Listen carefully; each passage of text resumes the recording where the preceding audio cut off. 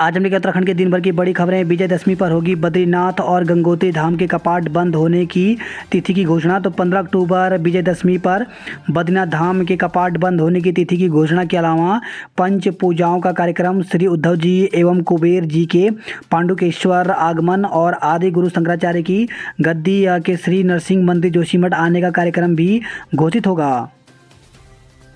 गढ़वाल विश्वविद्यालय के जूलॉजी विभाग में लगी आग, मौके पर पहुंची फायर ब्रिगेड।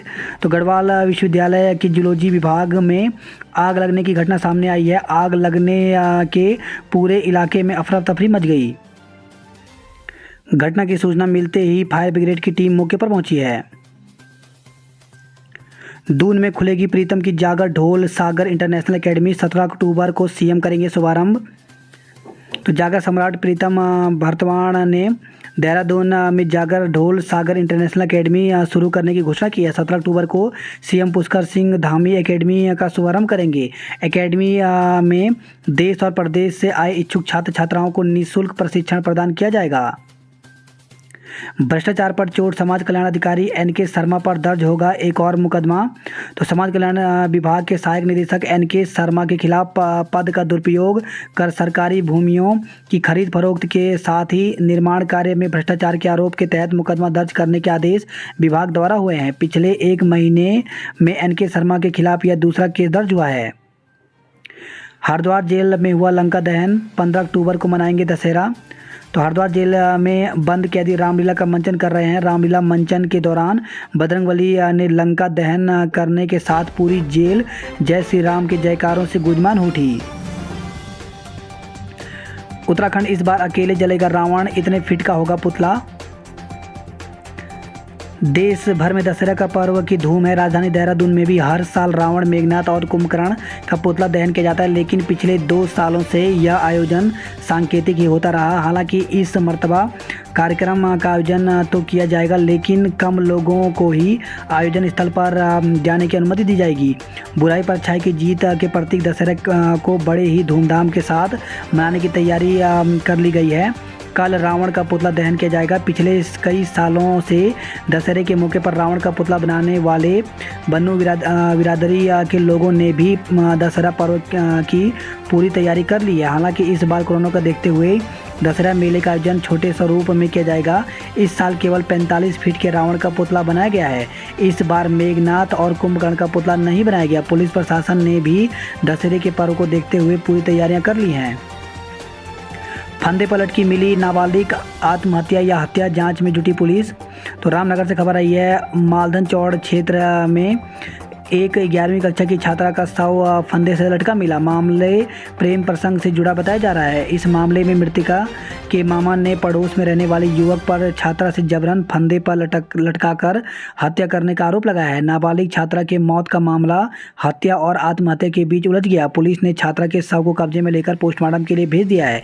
पुलिस के अनुसार किशोरी के परिजन एक युवक को बेटी की मौत की वजह बता रहे हैं। आरोपी युवक से पूछताछ की जा रही है। जानकारी के अनुसार मालधन चौड़ नंबर 7 निवासी एक 17 वर्षीय ने बुधवार देर शाम घर के बगल में बनी गौशाला में फांसी लगाकर आत्महत्या कर ली थी।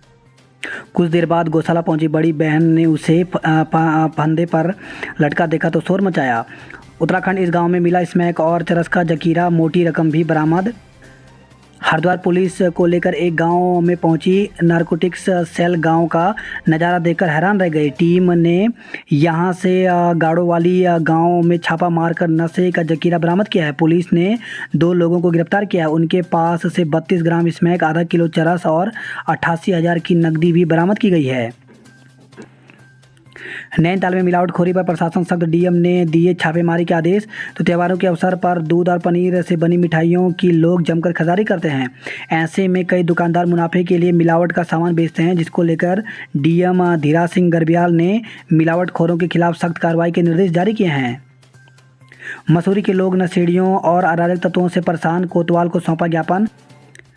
पहाड़ों की रानी मसूरी अपनी सुंदरता के चलते पर्यटकों को आकर्षित करती रही है, लेकिन इन दिनों कुछ असामाजिक तत्व इस सुंदरता पर दाग लगा रहे हैं। नशे और आपराधिक घटनाओं ने लोगों को परेशान कर दिया है। मसूरी में लगातार बढ़ रहे नशे के चलन और असामाजिक तत्वों पर नकेल कसने के लिए मसूरी या कोतवाल को ज्ञापन सौंपा गया।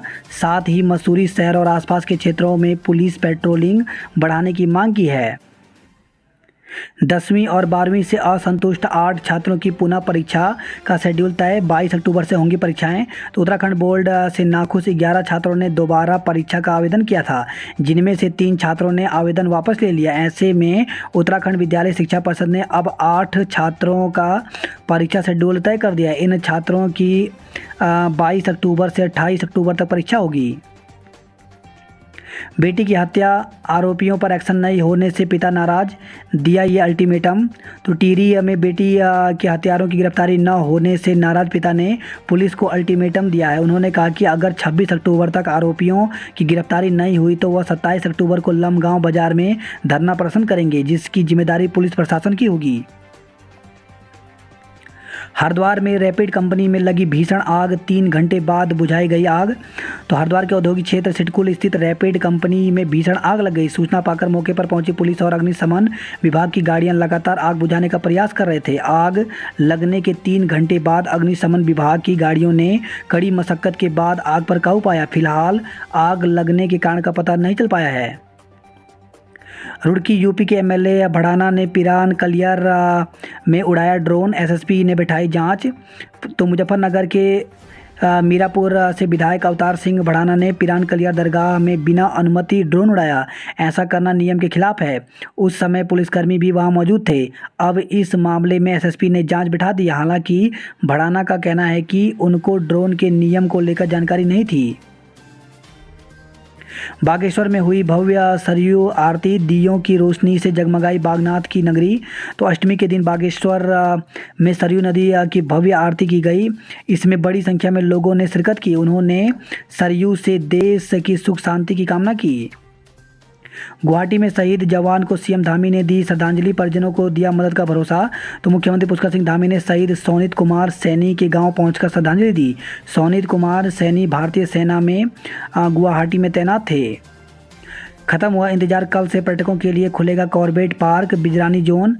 तो 15 अक्टूबर यानी कल से जिम कॉर्बेट नेशनल पार्क का बिजरानी जोन पर्यटकों के लिए खुलने जा रहा है। कल सुबह 6 बजे इस जोन में 30 जिप्सियां पर्यटकों को भ्रमण कर लेकर जाएंगी। वहीं दूसरी पाली में दोपहर में भी 30 जिप्सियां पर्यटकों को भ्रमण पर लेकर जाएंगी।